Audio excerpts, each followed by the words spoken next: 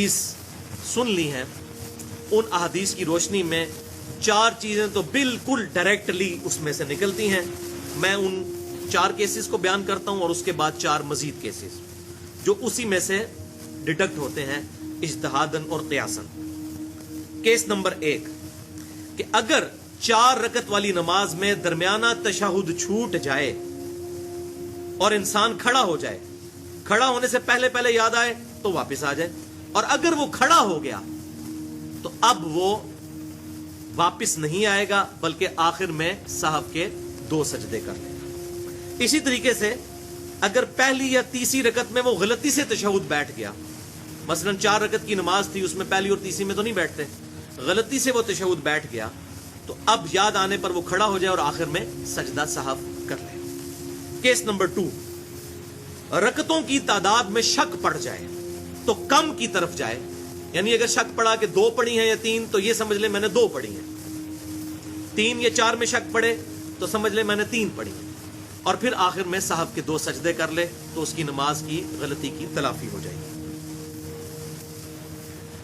Case number 3 اگر کسی نے رکعتیں کم پڑھ دیں اور سلام پھیرنے کے بعد اسے یاد آیا کہ یار میں نے تو 2 کے بعد سلام پھیر دیا، پڑھنی تو 4 تھیں یا 3 پڑھنی تھی تو 2 کے بعد سلام پھیر دیا، مغرب کی نماز میں جیسے ہو سکتا ہے، تو پھر وہ اپنی رہ گئی رکعتیں یا رکعت کو پورا کرے اور پھر آخر میں صاحب کے 2 سجدے کر لے. کیس نمبر 4 اگر کسی نے رکعتیں زیادہ پڑھ لی، جیسا کہ آپ صلی اللہ علیہ وسلم کے ساتھ ہوا کہ 5 رکعتیں پڑھ دیں، اور اس کو یہ شک پڑا کہ میں نے رکعتیں زیادہ پڑھ لی ہیں، تو پھر بھی وہ آخر میں صاحب کے 2 سجدے کرے تو اس کی نماز مکمل ہو جائے گی. بہرحال یہ جو لوگ کہتے ہیں نا جی اگر 5 پڑھ لی ہیں تو چھٹی بھی ساتھ ملا لے، تو ایسی بات نہیں. وہ حدیث میں آپ سن چکے بخاری اور مسلم کی کہ اگر کسی نے 5 پڑھی ہیں تو یہ سجدے اس کو خود بخود 2 کو اس کو جفت کر دیں گے. یہ وہ 4 ڈائریکٹ کیسز تھے جو احادیث سے نکلتے ہیں کہ کن کن مواقع کے اوپر سجدہ صاحب واجب ہو جاتا ہے. اب انہی کی بنیاد کے اوپر قیاس اور اجتہاد کرتے ہوئے 4 مزید کیسز کو ہم کنسیڈر کرتے ہیں. اور یہاں پر میں سیدنا عمر فاروق رضی اللہ تعالیٰ عنہ کا وہ قول بھی بتا دوں جو ہم نے اپنے منہج پہ بھی لکھا ہوا ہے. مصنف ابن ابی شیبہ میں انٹرنیشنل نمبر کے مطابق 22,990 نمبر اثر ہے کہ کوفے کے جو قاضی تھے، قاضی شرح، ان کو سیدنا عمر فاروق رضی اللہ تعالیٰ عنہ نے اپنے مبارک دور میں خط لکھا. اس خط میں انہوں نے لکھا کہ جب کبھی تمہیں کوئی مسئلہ درپیش ہو تو اللہ کی کتاب میں اسے تلاش کرو، اگر اللہ کی کتاب میں نہ پاؤ تو پھر سنت رسول صلی اللہ علیہ وسلم میں اسے تلاش کرو، اگر سنت میں بھی نہ پاؤ تو پھر مسلمانوں کے اجماع میں اسے دیکھو، مسلمانوں کے عملی تواتر اور مسلمانوں کے اجماع میں، اور اگر اس میں بھی نہ پاؤ تو پھر تم اجتہاد کر لو یا قیاس کر لو، اور اگر تم اجتہاد نہ کرو تب بھی ٹھیک ہے. یہ واجب نہیں ہے لیکن صورتحال کے وقت اگر کرنا پڑ جائے تو کر لو. تو اس اثر کے تحت یہ بات پتہ چلی کہ پہلے نمبر پر کتاب اللہ ہے، اس کے بعد سنت، پھر اجماع، اور پھر چوتھے نمبر پر اجتہاد اور قیاس ہے. یہ اجتہاد اور قیاس پہلے نمبر پر بعض لوگ لے آتے ہیں، یہ پہلے نمبر پہ نہیں ہے، یہ چوتھے نمبر پہ ہے، اور وہ بھی قرآن اور سنت اور اجماع کی روشنی میں کیا جائے گا جس طرح اب میں کرنے لگا ہوں. اس کے لیے کوئی بہت بڑا فلاسفر ہونا ضروری نہیں ہے، احادیث آپ کے سامنے ہے، آپ خود بھی اجتہاد کر سکتے ہیں. یہی اسلام کی خوبصورتی ہے الحمدللہ. تو وہ جو 4 کیسز بچ گئے تھے وہ اب ہم اجتہاداً اور قیاساً کریں گے. اجتہاد ہوتا ہے کہ انسان پوری ایفرٹ کر کے کسی رزلٹ پر پہنچے، اور قیاس یہ ہے کہ اس سے ملتا جلتا کوئی رزلٹ موجود ہو، اسی پر قیاس کرتے ہوئے ایک اور رزلٹ ڈیڈکٹ کر لیا جائے. تو کیس نمبر 5 وہاں ہم یہ سن چکے کہ اگر رکعتوں کی تعداد میں شک پڑ جائے، بخاری اور مسلم میں آیا، تو یقین پر بنیاد رکھیں یعنی کم کی طرف جائے. تو اسی پر قیاس ہے کیس نمبر 5 کہ اگر سجدوں کی تعداد میں شک پڑ جائے کہ 1 کیے یا 2 تو کم کی طرف جائیں اور آخر میں سجدہ صاحب کر لیں تو نماز مکمل ہو جائے گی.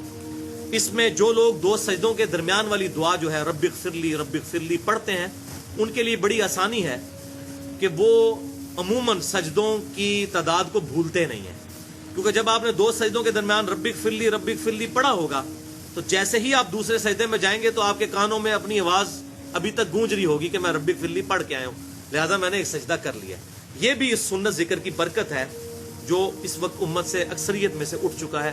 2 سجدوں کے درمیان سنت ہے رب اغفر لی 2 دفعہ پڑھنا.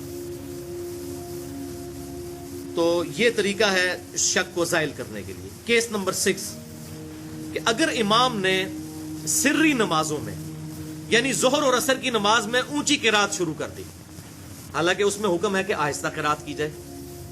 اسی طریقے سے مغرب اور عشاء میں اور فجر کی نماز میں، یہ جہری نمازیں ہیں، ان میں قرات اونچی کرنی ہوتی ہے، اس میں آہستہ آواز سے اس نے قرات شروع کر دی اور اس کو فوراً احساس ہوا تو وہ پھر فوراً اپنی اصلی حالت میں واپس آئے. یعنی ظہر اور عصر میں ہے تو آہستہ قرات شروع کر دے، اور اگر جہری نمازوں میں ہے تو اونچی آواز سے قرات شروع کر دے اور آخر میں صحف کے 2 سجدے کر لے، اس کی نماز مکمل ہو جائے گی انشاءاللہ. کیس نمبر 7 اگر کسی نے رکوع یا سجدے کی حالت میں قرآن پاک پڑھ لیا تو اس پہ بھی سجدہ صحف واجب ہو جائے گا، کیونکہ صحیح مسلم میں حدیث ہے انٹرنیشنل نمبرنگ کے مطابق 1074 کہ آپ صلی اللہ علیہ وسلم نے فرمایا کہ اللہ تعالیٰ نے مجھے رکوع اور سجدوں میں قرآن پڑھنے سے منع فرمایا ہے. رکوع اللہ تعالیٰ کی عظمت اور تعریف کے بیان کے لیے ہے، اور سجدہ اللہ تعالیٰ سے دعا کرنے کے لیے ہے. اسی لیے آپ صلی اللہ علیہ وسلم سجدے میں سبحانک اللہم ربنا و بحمدک اللہم اغفر لی یہ دعا بھی مانگا کرتے تھے. اسی طریقے سے سبوح قدوس رب الملائکۃ والروح یہ آپ رکوع میں پڑھیں، یہ عظمت والے کلمات ہیں. سبحان ربی العظیم سبحان ربی الاعلیٰ کے بعد، کیونکہ میں پہلے بھی بتا چکا ہوں کہ جامعہ ترمذی اور سنن ابی داؤد میں یہ حدیث ہے کہ آپ صلی اللہ علیہ وسلم سبحان ربی العظیم اور سبحان ربی الاعلیٰ کو پڑھنے کا حکم دیتے تھے. تو یہ پڑھنا تسبیحات افضل ہے باقی ساری تسبیحات سے. رکوع میں سبحان ربی العظیم کم از کم 3 دفعہ اور سجدوں میں 3 دفعہ کم از کم سبحان ربی الاعلیٰ. اس کے بعد یہ بھی تسبیحات پڑھ سکتے ہیں. کیس نمبر 8واں کیس آخری کہ اگر کوئی شخص پہلی دو رکعتوں میں سورۃ الفاتحہ کے بعد قرات کرنا بھول گیا، پہلی 2 رکعتوں میں سورۃ الفاتحہ کے بعد بھی قرآن پاک کی کم از کم 3 آیات پڑھنا یا کوئی ایک آیت 3 کے برابر پڑھنا یہ واجب ہے، یہ ضروری ہے. آخری 2 رکعتوں میں تو آپ صلی اللہ علیہ وسلم سے چھوڑنا ثابت ہے، بخاری اور مسلم میں موجود ہے، وہ آگے میں حوالہ بھی دے دوں گا. پہلی 2 رکعتوں میں اگر کوئی شخص چاہے وہ فرض کی ہوں یا نوافل کی ہوں سورۃ الفاتحہ کے بعد کوئی سورت ملانا یا قرآن پاک کا کچھ حصہ پڑھنا بھول گیا، اس کو بعد میں یاد آیا یا وہ رکوع میں چلا گیا تھا اب اس کو یاد آیا، تو اب وہ نماز کو اسی طریقے سے مکمل کرے اور اینڈ پہ سجدہ صحف 2 سجدے صحف کے کر لے، انشاءاللہ تعالی اس کی نماز مکمل ہو جائے گی. اگر کوئی شخص خدا نہ خواستہ پہلی 2 رکعتوں یا آخری 2 رکعتوں میں سورۃ الفاتحہ ہی پڑھنا بھول گیا تو فاتحہ کے بغیر نماز نہیں ہوتی. اس پہ میں نے پورا لیکچر دیا ہے، مسئلہ نمبر 84 کے نام سے، تقریباً 2 گھنٹے کی گفتگو. فاتحہ خلف الامام سے متعلق فرقہ وارانہ نظریات کا تحقیقی جائزہ. اگر سورۃ الفاتحہ رہ گئی تو پھر نماز ہی دوبارہ پڑھنی ہوگی، نماز نہیں ہوگی. اسی طریقے سے اگر کسی شخص نے رکعتیں کم پڑھ دی ہیں تو اب وہ یہ سمجھے کہ میں اب 3 یا 4 میں شک ہے تو چلو خیر ہے میں سجدہ صاحب کر لوں تو نماز نہیں ہوگی، کیونکہ رکعت پوری فرض ہے. اس طریقے سے سجدہ کرنا بھی ہر رکعت میں 2 دفعہ فرض ہے. تو یہ جو فرائض ہیں ان میں سے اگر کوئی بھی چیز رہ جائے تو کم کی طرف جا کے اپنے شک کو دور کرنا ہے، اس کے بعد سجدہ صاحب کریں گے تو نماز ہوگی. اگر شک کو دور نہ کیا اور کہا جی میں شک کو ایسی تو میں بس 2 سجدے کر لا، کتنے نے وہ بابے مجھے ملتے ہیں بس جی شک پہنتا آخری 2 سجدے کر لیتے ہیں. میں کہا جی اس طرح نہیں نماز ہوتی جناب، ایسا نہیں، سجدے نال نہیں شک نکلتا. کم کی طرف جائیں گے پھر اینڈ پہ 2 سجدے کریں گے تو پھر شک نکلے گا. یہ تو شارٹ کٹ کے چکر میں پڑ گئے کہ 3 یا 4 میں شک ہوا تو آپ کہیں ہو سکتا ہے 4 ہی پڑھی ہوتے آخری 2 سجدے کر لیے، تو اس طرح نماز نہیں ہوگی. جب شک پڑے گا تو کم کی طرف جائیں گے، یعنی پھر فالتو پڑھیں گے آپ. جیسے آپ صلی اللہ علیہ وسلم نے بھی زور کی 5 رکعتیں پڑھا دی، آپ کو شک ہی ہوا ہوگا اس لیے تو آپ نے 5 پڑھائی. تو شک کو دور کرنا ہے، اس کے بعد صاحب کے 2 سجدے کر لیے جائیں.